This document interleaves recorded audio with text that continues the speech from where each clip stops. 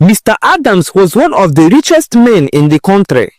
He owned many businesses and had more money than anyone could count.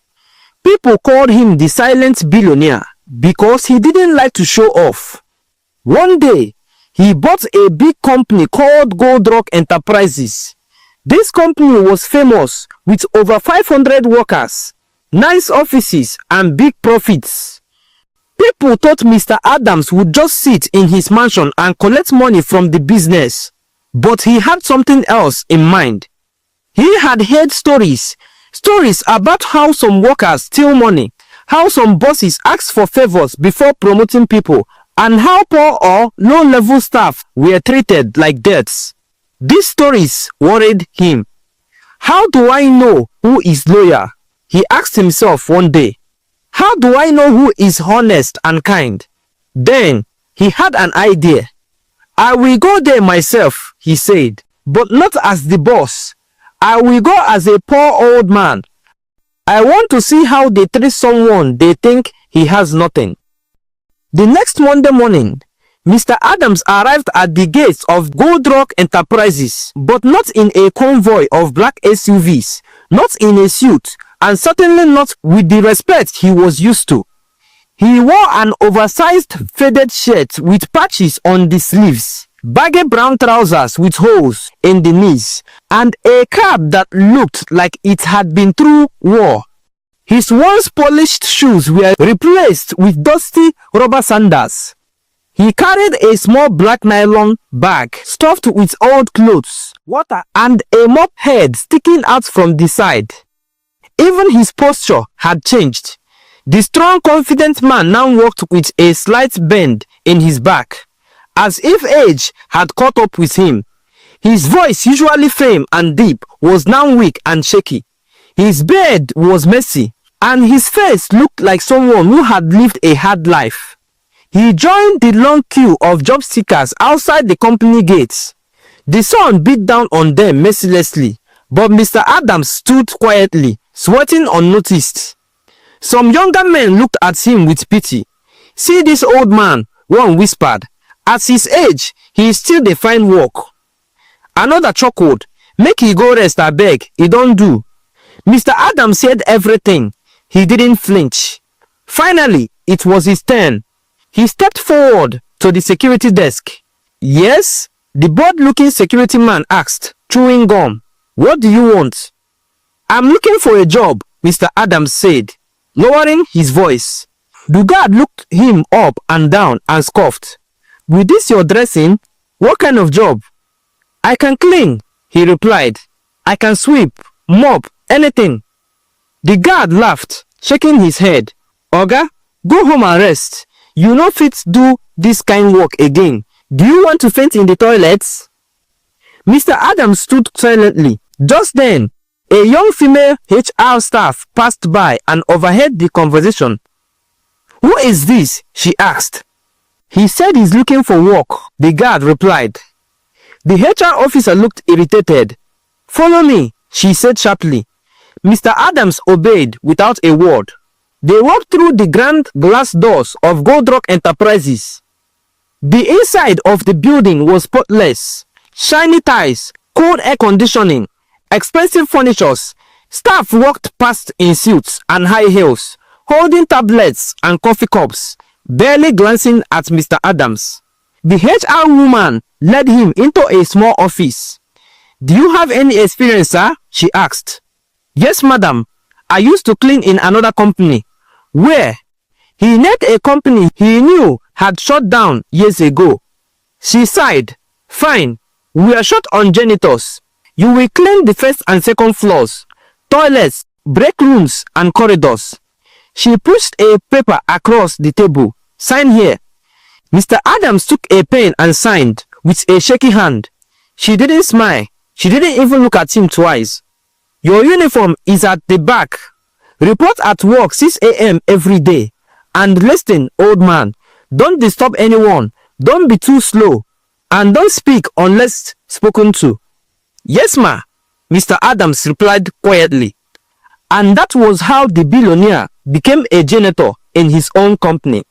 The next morning, Mr. Adams arrived before sunrise. He put on his blue uniform, old and smelling of bleach. He carried his mop, bucket and brush and started cleaning the floors. As staffs began arriving, he made way for them in the corridors. Some stepped on his mop without saying sorry. Some dropped paper cups right in front of him and walked away. "Old man, come and wipe this coffee I spilled," one shouted from across the room. He obeyed. "Janitor, take this parcel to the 3rd floor for me," another said, tossing him a heavy box. He carried it. They didn't say thank you. They didn't even know his name. To them, he was just a janitor, old man, or messenger.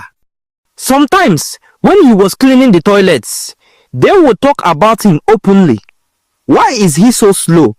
Doesn't he have grandchildren at home? I bet he's here because his children abandoned him." They laughed behind his back. Some laughed at his face, but Mr. Adams wasn't angry. He was watching, listening, taking mental notes. He could see the pride, the arrogance, and the heartlessness in many of the staffs. From the customer care officers to some senior executives, the poison of pride ran deep, but he kept cleaning. He cleaned the floors with the same passion he used to sign billion-dollar deals, because this was his mission: to find the hearts of the company, to see who the people really were. Then, one afternoon, while mopping near the front desk, he heard a soft voice.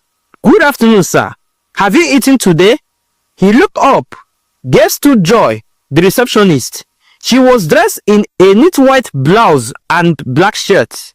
Her braided hair was tied back, and her eyes were gentle. Mr. Adams smiled slowly. "No, my daughter, not yet." She opened her handbag and brought out a small food pack. "Please, take this. I brought extra today."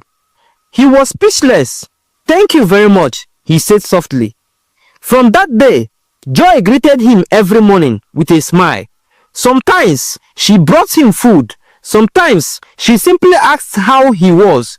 She treated him like a human being. And when others insulted him near her desk, she stood up. "Stop that," she would say. "He's old enough to be your father. Show some respect." Mr. Adams watched her closely.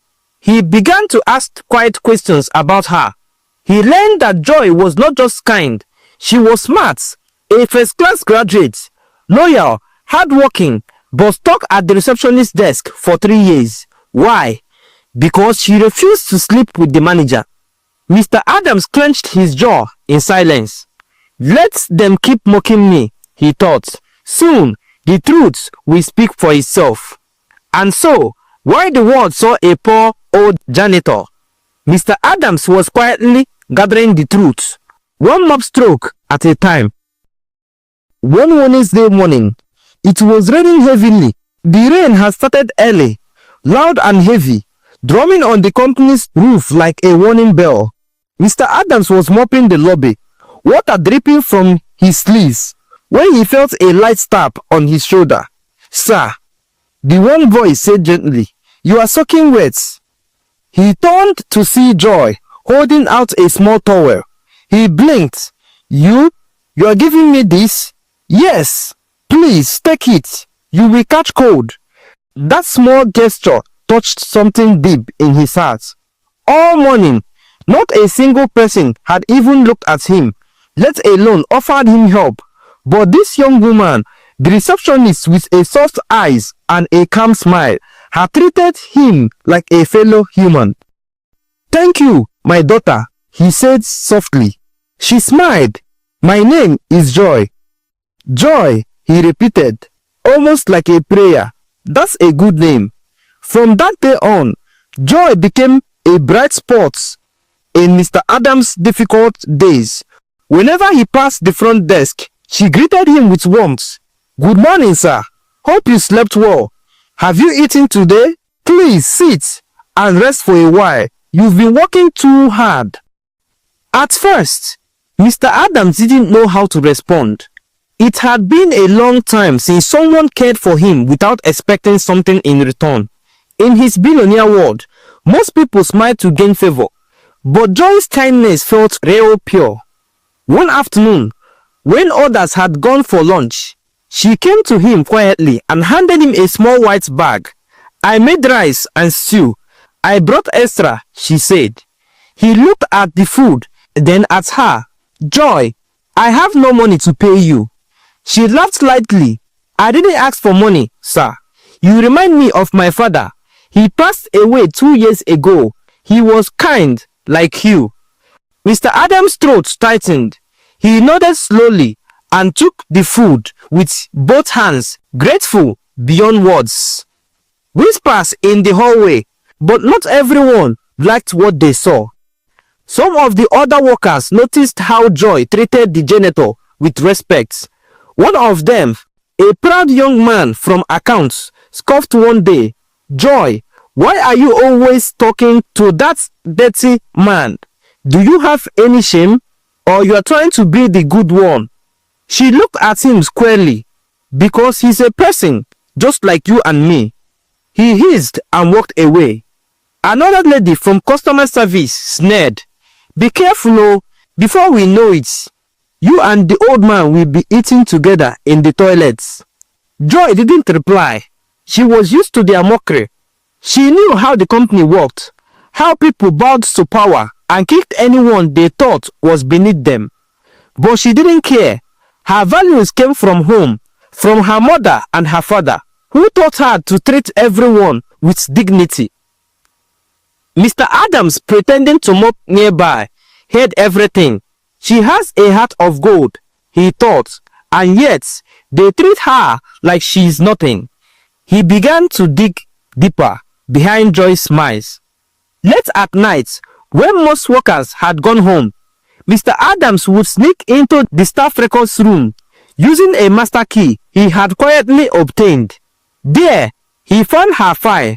Joy M. Obasi graduated with first-class honors in business administration from the University of Lagos, multiple awards, glowing performance reviews. So why was she still a receptionist? The answer came one day when Mr. Adams overheard a conversation between Joy and the company manager, Mr. Sylvester. He had just finished mopping the corridor outside the manager's office when he heard raised voices. "Sylvester, I've done everything this company has asked me," Joy was saying. "I worked hard. I come early. I stay late. I deserve at least a promotion." Mr. Sylvester's voice was cold. "And I've told you what it takes." "I'm not sleeping with you, sir," Joy said firmly. There was silence, then a sarcastic laugh. "Then keep sitting behind that front desk." The door slammed. Joy came out seconds later, wiping tears from her eyes. She didn't see Mr. Adams hiding around the corner. His hands tightened around his mop handle. His heart boiled with anger. But he said nothing. Not yet. "I will deal with him," he thought, "but not today. I need more."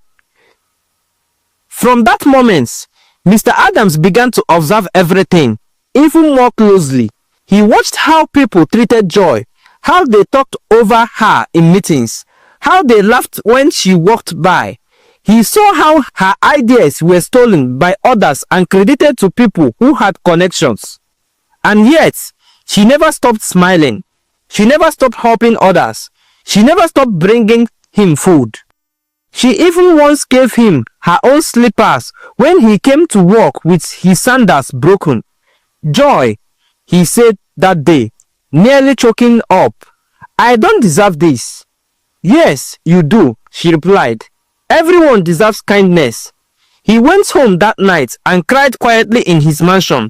Tears not from pain, but from awe. A billionaire who had seen the worst of people had now seen the best. That night, in his secret journal, he wrote, "Today, I met an angel in human form. Her name is Joy. If this company has even one person like her, then it is not lost. But I must act soon, I must clean this place, not with a mop, but with truth. And with that, he prepared for the days ahead, because while everyone still saw him as just an old janitor, he found the one person worthy of everything he owned. At Gold Rock Enterprises, the office looked perfect on the outside. Tall glass walls, clean ties, fresh paints, and smiling workers in suits. But behind those polished doors, something dark was happening. Things even the board of directors didn't know. But Mr. Adams, the janitor in disguise, saw it all. He was no longer just cleaning toilets and floors. He was quietly cleaning the truths, watching, recording, and remembering every lie, every theft, every betrayer inside Gold Rock Enterprises. The worst of them all was the company's manager, Mr. Sylvester. Tall, proud, always smelling of expensive perfumes, Mr. Sylvester walked through the office like a king. Everyone greeted him with forced smile. He acted like the company belonged to him. He shouted at every worker in meetings, stole people's ideas, and blocked anyone who didn't please him. Mr. Adams had already seen how he treated Joy, but there was more. One Thursday evening, when most of the staffs had gone home, Mr. Adams stayed behind, pretending to scrub the office kitchen. He had hidden a small voice recorder in his mop pocket. Around 6:45 p.m., Sylvester returned to the office with two senior staffs. They thought no one was around.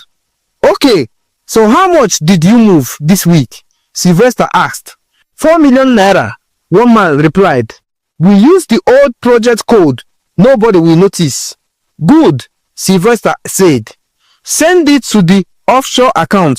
I will sign the final approval tomorrow." Mr. Adams froze in shock. "They're stealing company money right in front of me." He waited until they left, then quickly retrieved the recorder.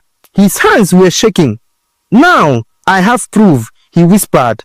That wasn't the end. In the weeks that followed, Mr. Adams discovered even more secrets. Some of the senior staffs were creating fake contracts. They would write up deals with fake companies, sign them, and move large amounts of money to those companies they secretly owned. One day, while mopping the third floor, Mr. Adams saw one of them printing a fake invoice. He bent over and quietly asked, "Oga, hope say everything dey okay." The man laughed and said, "Old man, just mop and face your work. This one pass your level." But Mr. Adams smiled politely and kept cleaning, while his eyes caught the name of the fake company. Later that night, he checked the company online. It had no address, no real phone number, nothing. A ghost company, Mr. Adams said to himself. They have been eating this place from inside like termites. He took photos, made copies of documents, and saved everything in a secret folder. The more time passed, the worse the treatment became. Some workers now used him as their personal servant. "Old man, go and buy me pure water." "Janitor, take the file to the HR office. Clean under my table and don't touch my shoes." One intern even kicked his mop pocket accidentally and shouted, "Why are you in my way?" And when Mr. Adams tried to speak, they laughed. "Look at this one," Janitor they talk. But he didn't fight back. He only watched. He smiled quietly because he knew very soon the truth would hit them like thunder. One evening, Mr. Adams came into work and saw Joy sitting alone at the reception desk. Her eyes were red. He walked up to her slowly. "My daughter, what happened?" She looked at him, hot in her voice. "They want to sack me."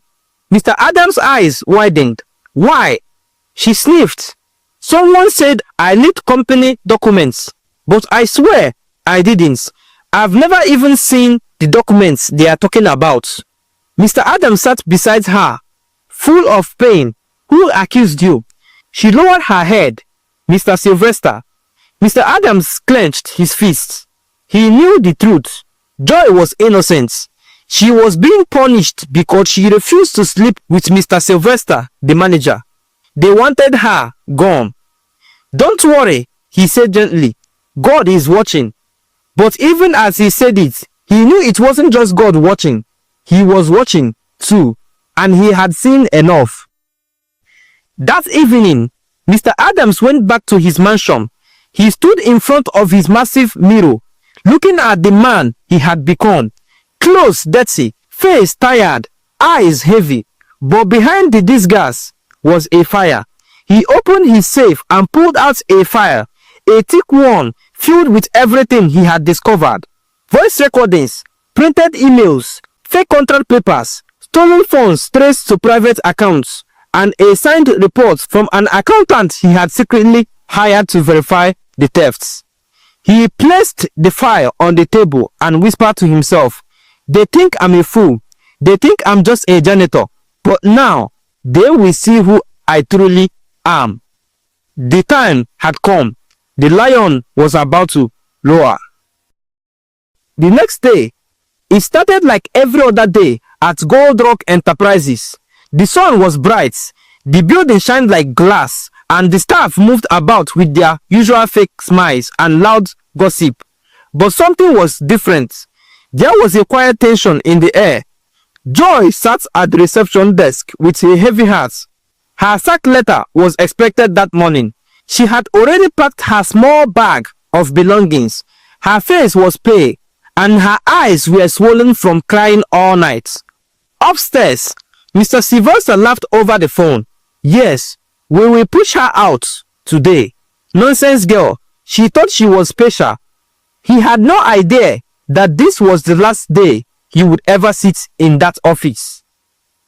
At exactly 9 a.m., the company's loudspeaker burst. A voice none of them had heard before echoed through the building. "All staffs are to report to the conference hall immediately. This is a special emergency meeting. No excuses." People looked at each other, confused. What is happening? Who made that announcement? I thought the CEO wasn't in town. They hurried down. Managers, interns, cleaners, secretaries, everyone squeezed into the conference hall. The room went silent when the large screen on the stage came on. A company board member appeared on the screen and cleared his throat.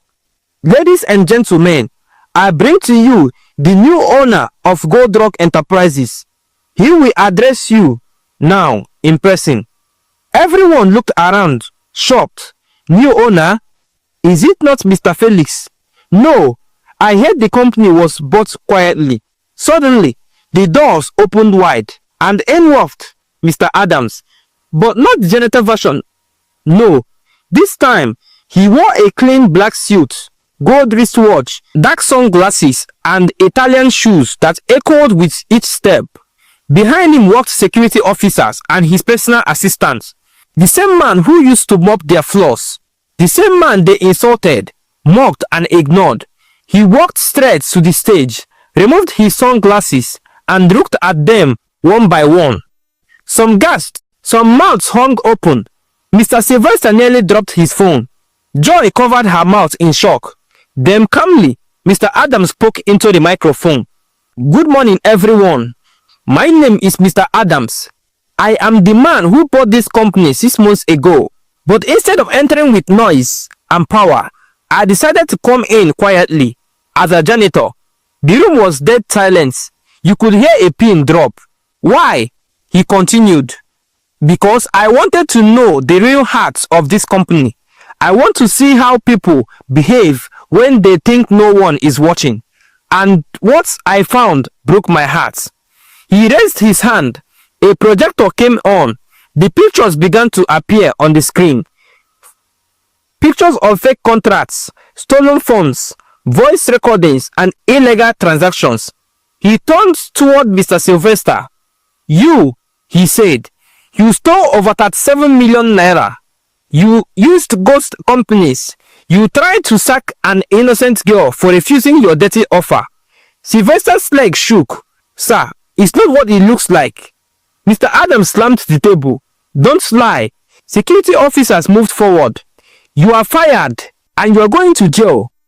The whole hall gasped. Some clapped, some covered their faces in shame. Mr. Adams continued, "And he's not the only one. Several others here diverted company funds, treated junior workers like slaves, mocked and insulted people just because they had no titles. But the truth is out now." He looked around the hall with eyes full of fire. "You all saw me every day. None of you know who I was. And still, many of you treated me like death. That's who you truly are. But among all of you, only one person stood out." He turned to Joy. Her hands were still shaking, her eyes wide with disbelief.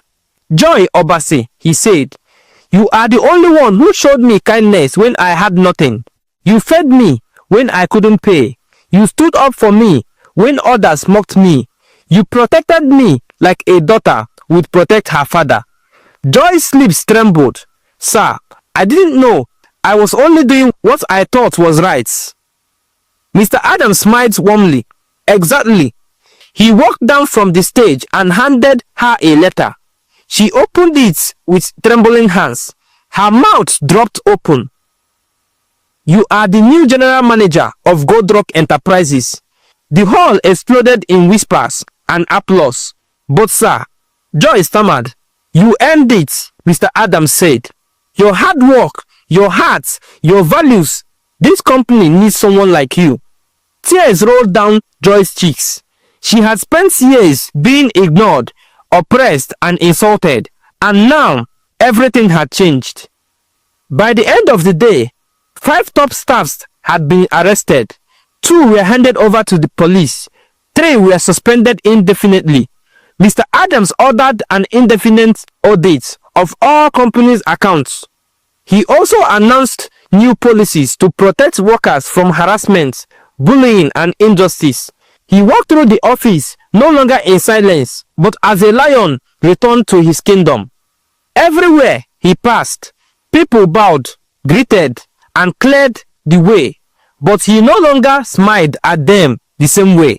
He had seen their real faces, but as he passed Joy's new office, he stopped and smiled. "Thank you, my daughter," he said. She stood and bowed deeply. "You changed my life," he added softly. Joy looked at him and replied, "No, sir, you changed my life." Things had changed at Gold Rock Enterprises. Mr. Adams cleaned up the company, brought in honest people, and made Joy his right hand. She helped train new staff and was given the power to promote hardworking people. As for Mr. Adams, he made a huge decision. He will go to all his companies all over the world and clean out the dirty stuffs that ruins his businesses, because he had learned something very important. Loyalty is not written on the forehead. You find it in actions, and sometimes the persons you look down on might be the one looking out for you.